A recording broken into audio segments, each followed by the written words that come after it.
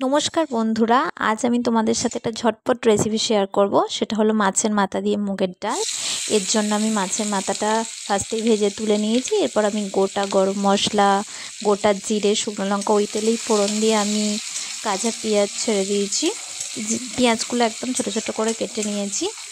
এবার পেঁয়াজগুলো ভালো করে ভাজা হয়ে গেছে, দেখো লাল লাল। এরপর আমি দিয়ে দেব একদম কুচি করে কাটা টমেটো কুচি। টমেটোটা দেওয়ার পর ভালো করে নাড়তে হবে যতক্ষণ টমেটোটা একটু সুন্দর করে সেদ্ধ না হয়ে যাচ্ছে।